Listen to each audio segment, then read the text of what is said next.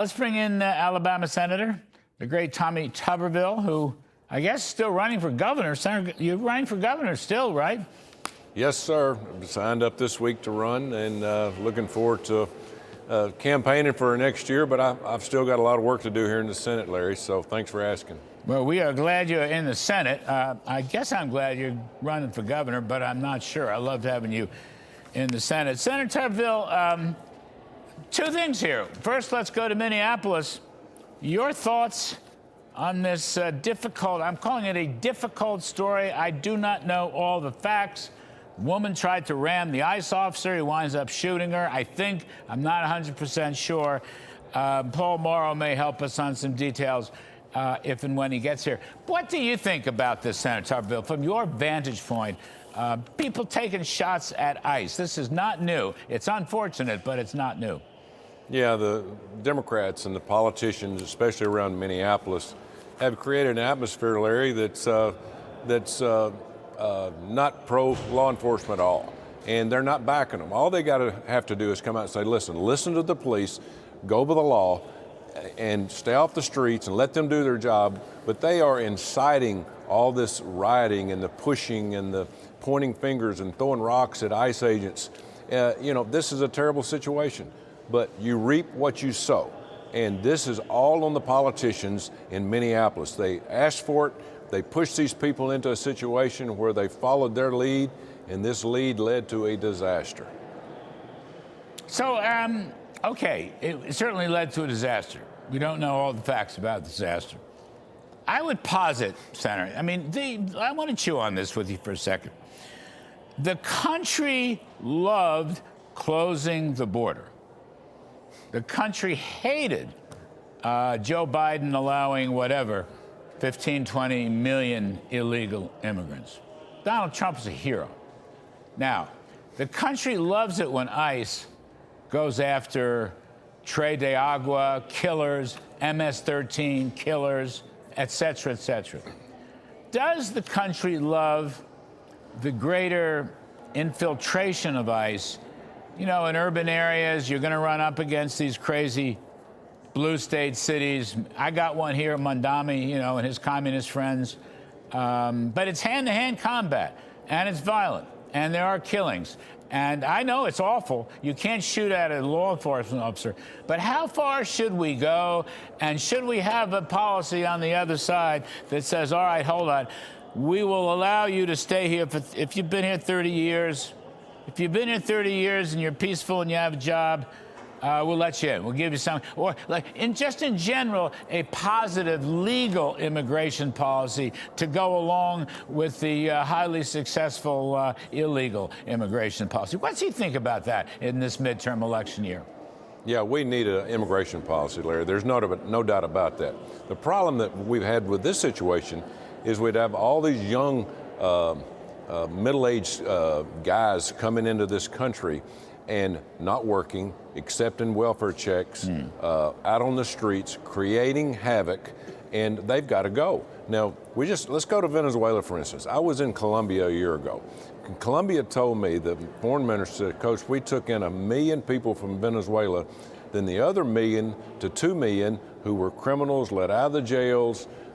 We would not let them stop in Colombia, and he said, they're in your country, and they're bad people. And so that's what they're doing. You can't distinguish between, right and wrong when it comes to this. If you're illegal, you're illegal. And hopefully we get as many people as we possibly can out of this country that are here to harm American citizens and take advantage of taxpayers' money. Well, what the president did in Venezuela, which I regard as a historic development, is certainly going to help that a lot.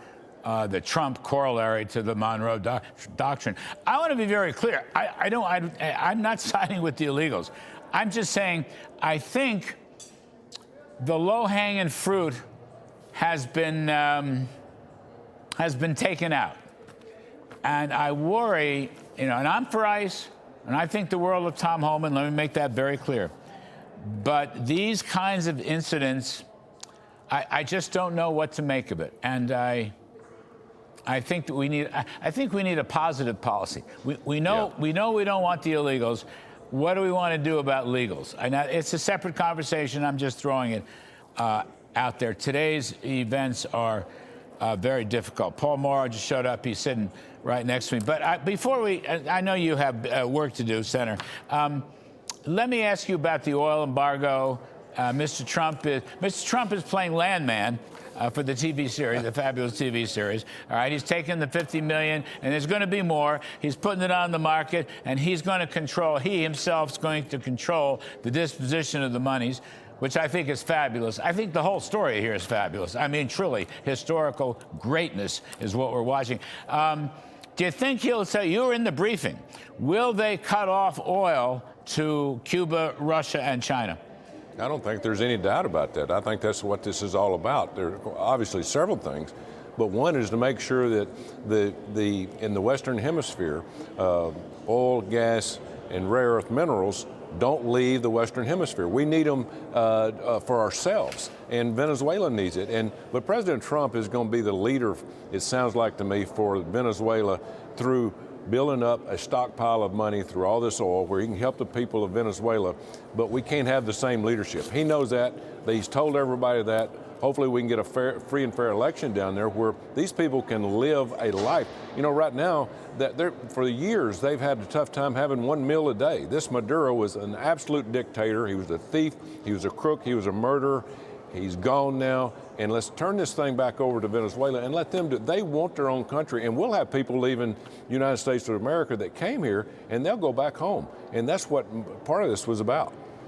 You know, I think another angle here, Senator, by embargoing Venezuelan oil sales exports, right, he's putting the pressure on Rodriguez, on whatever, Delcy Rodriguez, and I guess her brother runs the National Assembly. She's now the president. They're two hardcore Chavista communists. We know that. Maybe she's going to change her stripes, maybe not. The only money they can get is from oil. I mean, it's very amusing, I think, to some extent, ironic that Trump has turned their only resource against them.